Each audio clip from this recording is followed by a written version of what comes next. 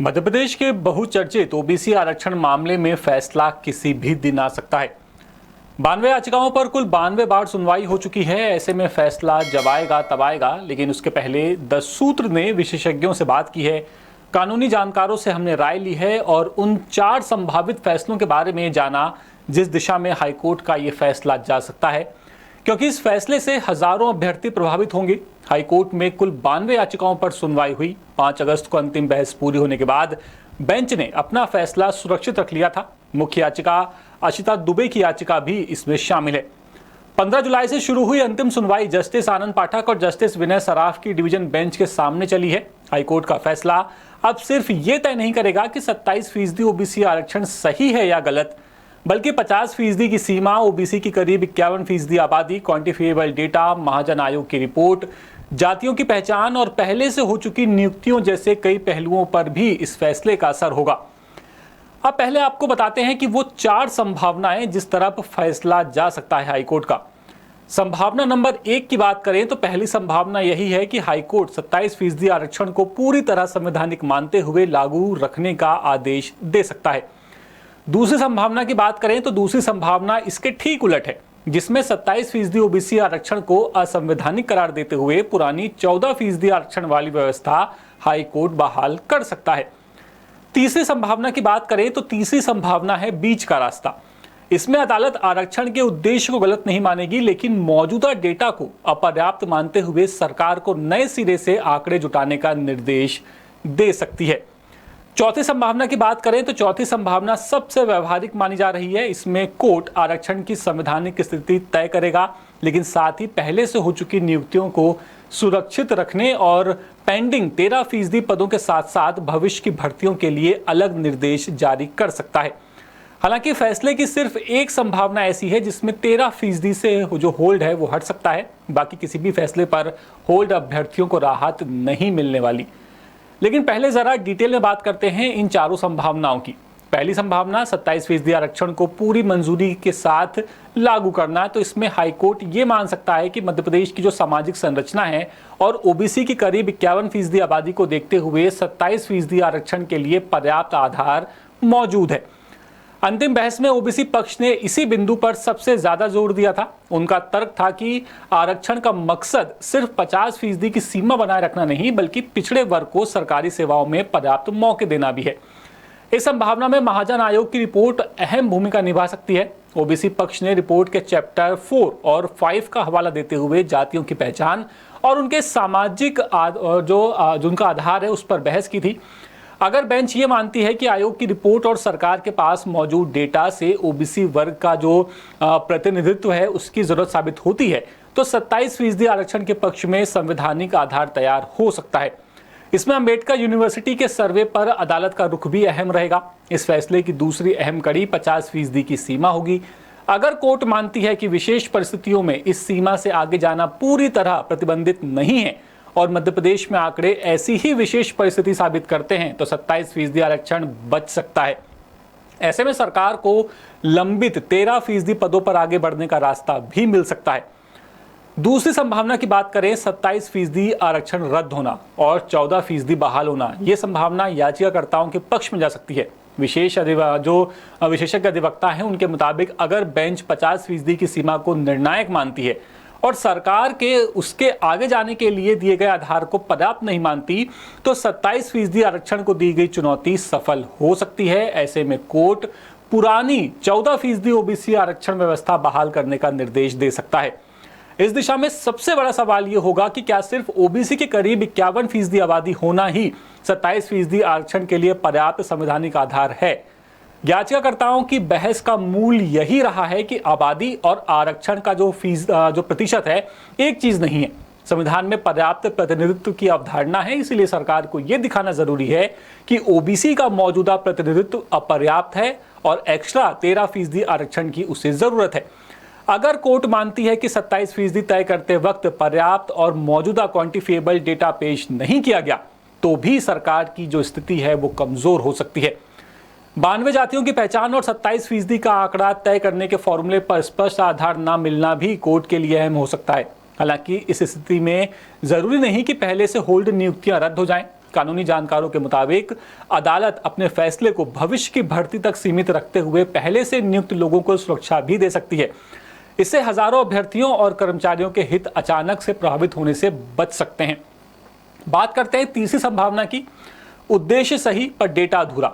इस ऑप्शन को सबसे संतुलित माना जा रहा है। इसमें कोर्ट कह सकती है कि ओबीसी को ज्यादा प्रतिनिधित्व देने का सरकार का मकसद अपने आप में गलत नहीं है, लेकिन 27% का आंकड़ा तय करने के लिए जरूरी डेटा और प्रक्रिया रिकॉर्ड पर पर्याप्त रूप से साबित नहीं होती। ऐसे में कोर्ट 27% को सीधे स्थायी रूप से खारिज करने के बजाय सरकार को जरूरी प्रक्रिया पूरी करने का मौका दे सकता है। सरकार को मौजूदा सामाजिक स्थिति, प्रतिनिधित्व और पिछड़ेपन से जुड़े हुए ताजा आंकड़े जुटाने के निर्देश मिल सकते हैं। महाजन आयोग की रिपोर्ट और अंबेडकर यूनिवर्सिटी के सर्वे को पूरी तरह खारिज करने के बजाय उनके साथ वर्तमान आंकड़े जोड़ने की जरूरत भी बताई जा सकती है। इस संभावित आदेश में 92 जातियों की पहचान और 27% आरक्षण तय करने के फॉर्मूले की समीक्षा भी हो सकती है। कोर्ट ये साफ कर सकती है कि सिर्फ जनसंख्या का आंकड़ा पर्याप्त नहीं है, बल्कि प्रतिनिधित्व और पिछड़ेपन का तथ्यात्मक आधार भी जरूरी है। ऐसा फैसला सरकार को 27% लागू करने की तुरंत छूट नहीं देगा, लेकिन ओबीसी आरक्षण की पूरी व्यवस्था को भी खत्म नहीं करेगा। इससे मामला कुछ वक्त के लिए फिर से प्रशासनिक प्रक्रिया में जा सकता है। बात करें चौथी संभावना की, मिक्स फैसला और अलग निर्देश। कानूनी जानकारों के मुताबिक ये रास्ता सबसे व्यवहारिक भी हो सकता है। इसमें हाईकोर्ट 27% आरक्षण की संवैधानिक स्थिति पर अपना निष्कर्ष देगा, लेकिन उसके असर को लेकर के अलग अलग निर्देश जारी करेगा। इस संभावना में पहले से हो चुकी नियुक्तियों को सुरक्षा मिलने की उम्मीद सबसे ज्यादा है। सुनवाई के दौरान सरकार की ओर से कहा गया था कि 27% के आधार पर हो चुकी नियुक्तियां जो फैसला है चाहे जो हो सुरक्षित रखी जाएंगी। ऐसे में अंतिम आदेश में भी कोर्ट यही साफ कर सकती है कि पहले से नियुक्त अभ्यर्थियों को सिर्फ आरक्षण का प्रतिशत बदलने की वजह से बाहर नहीं किया जा सकता। इसके बाद सबसे बड़ा सवाल उन 13% पदों का होगा जिन्हें विवाद के चलते होल्ड किया गया। अगर कोर्ट 27% को सही मानती है तो इन पदों पर आगे बढ़ने का रास्ता साफ हो सकता है। अगर 27% रद्द होता है तो इन पदों को पुरानी 14% फॉर्मूले के मुताबिक समायोजित करने का निर्देश दिया जा सकता है। और अगर सरकार को नया डेटा तैयार करने का मौका मिलता है तो इन पदों को अंतिम निर्णय तक किसी अंतरिम व्यवस्था में रखा जा सकता है। अब तक हुई पूरी बहस में सबसे बड़ा सवाल 50% की सीमा का ही रहा है। अगर कोर्ट इसे सामान्य नियम मानते हुए उससे आगे बढ़ने के लिए असाधारण परिस्थितियों का सख्त सबूत मांगती है तो सरकार के लिए 27% बचाना बहुत मुश्किल हो सकता है। वहीं अगर मध्य प्रदेश की सामाजिक संरचना और ओबीसी की करीब 51% आबादी को विशेष परिस्थिति मानकर स्वीकार कर लिया जाता है तो 27% आरक्षण को संवैधानिक आधार मिल सकता है। इसी वजह से अंतिम बहस में सिर्फ ओबीसी की आबादी का आंकड़ा काफी नहीं रहा। कोर्ट के सामने ये सवाल भी था कि इस आबादी के मुकाबले सरकारी नौकरियों और दूसरे क्षेत्रों में ओबीसी का जो असल प्रतिनिधित्व है वो कितना है। यानी आबादी का आंकड़ा और पर्याप्त प्रतिनिधित्व का आंकड़ा दोनों को अलग अलग देखना होगा। बहस में क्वांटिफिएबल डेटा का मुद्दा भी लगातार अहम रहा। ओबीसी पक्ष ने महाजन आयोग की रिपोर्ट और सामाजिक आंकड़ों का सहारा लिया, वहीं चुनौती देने वाले पक्ष ने सवाल उठाए कि 27% का आंकड़ा तय करने के लिए पर्याप्त और प्रमाणित डेटा कहां है। हमारी टीम के विश्लेषण और विशेषज्ञ अधिवक्ताओं के मुताबिक अगर हाईकोर्ट को लगता है कि 27% सिर्फ राजनीतिक या फिर प्रशासनिक फैसले के आधार पर तय किया गया और इसके पीछे पर्याप्त आंकड़े नहीं है तो सरकार को मुश्किलों का सामना करना पड़ सकता है। लेकिन अगर उपलब्ध रिपोर्ट और आंकड़ों को कोर्ट संवैधानिक परीक्षण के लिए पर्याप्त मानती है तो यही तर्क सरकार के पक्ष में जा सकता है। महाजन आयोग की रिपोर्ट पर अदालत का रुख भी इसी वजह से निर्णायक माना जा रहा है। ओबीसी पक्ष ने अंतिम बहस में रिपोर्ट के चैप्टर 4 और 5 पर खास जोर दिया था, जिसमें 92 जातियों की पहचान का आधार और उनके सामाजिक पिछड़ेपन का मूल्य शामिल है। अगर अदालत इस रिपोर्ट को पर्याप्त सामाजिक अध्ययन मानती है तो ओबीसी पक्ष को बड़ा फायदा मिल सकता है। लेकिन अगर कोर्ट कहती है कि इतने सालों बाद मौजूदा स्थिति के ताजा आंकड़े जरूरी थे तो पुरानी रिपोर्ट के आधार पर आरक्षण बढ़ाना मुश्किल हो सकता है। अंतिम बहस में ईडब्ल्यूएस के 10% वर्टिकल आरक्षण का मुद्दा भी सामने आया था। ओबीसी पक्ष ने यह कहा था कि ईडब्ल्यूएस के 10% आरक्षण के चलते कुल आरक्षण 50% से ऊपर जाता है, इसीलिए ओबीसी आरक्षण की स्थिति को भी उसी व्यापक संवैधानिक संदर्भ में देखा जाना चाहिए। हालांकि पिछली बहस में कोर्ट पहले ही साफ कर चुका है कि ईडब्ल्यूएस का मामला अलग रखा गया है, इसीलिए विशेषज्ञों के आकलन में ओबीसी मामले का फैसला मुख्य रूप से ओबीसी आरक्षण के अपने रिकॉर्ड, डेटा और संवैधानिक आधार पर ही निर्भर करेगा। ईडब्ल्यूएस मामले का अंतिम परिणाम इस फैसले का आधार अपने आप में नहीं बनेगा। अब फैसले से जुड़े हुए अहम 4 सवाल भी खड़े होते हैं। पहला कि क्या 27% आरक्षण के लिए 50% की सीमा से आगे जाने वाली असाधारण परिस्थिति मध्य प्रदेश में साबित होती है। दूसरा, क्या सरकार के पास 27% ओबीसी आरक्षण तय करने के लिए पर्याप्त क्वांटिफिएबल डेटा मौजूद है। तीसरा, क्या ओबीसी की करीब 51% आबादी और महाजन आयोग की रिपोर्ट 27% आरक्षण को संवैधानिक आधार देने के लिए पर्याप्त है।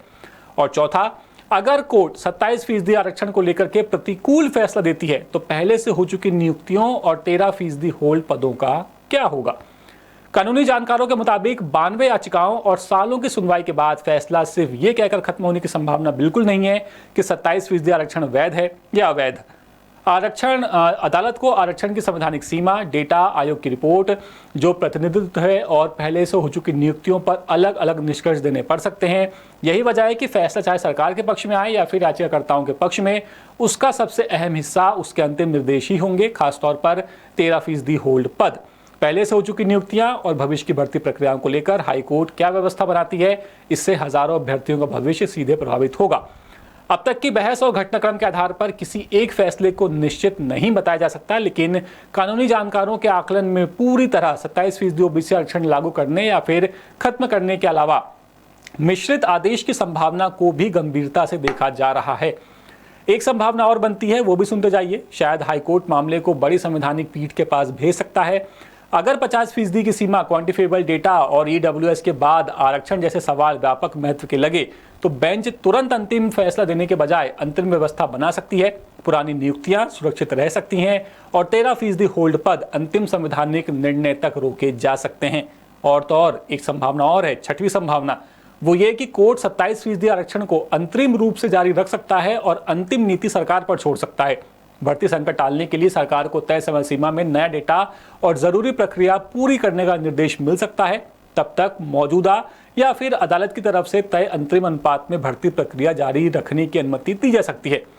अंतिम प्रतिशत बाद में तय होगा। ये फैसला जिस भी पक्ष के खिलाफ आएगा वो सुप्रीम कोर्ट जाएगा, ये बिल्कुल तय है, लगभग तय है। अगर 27% आरक्षण मान्य किया जाता है तो राजनीतिक दबाव होगा कि तत्काल 13% होल्ड पद ओबीसी को दिए जाएं, लेकिन अगर फैसला विपक्ष में आता है तो सरकार भी 13% पद होल्ड नहीं करे, इसकी भी पूरी संभावना है। सरकार खुद भी और ओबीसी वर्ग भी सुप्रीम कोर्ट जाएगा। ये तय है कि ओबीसी के हक में फैसला आया तो ही 13% पद अनहोल्ड होंगे, नहीं तो ये होल्ड ही रहेंगे। ये पूरी संभावना बन रही है। हालांकि ओबीसी वर्ग के पक्ष में फैसला आने के बाद भी सामान्य वर्ग सुप्रीम कोर्ट जाएगा, लेकिन ये जो हालात बनेंगे, इस स्थिति में 13% पद अनहोल्ड होने की उम्मीद बरकरार रह सकती है।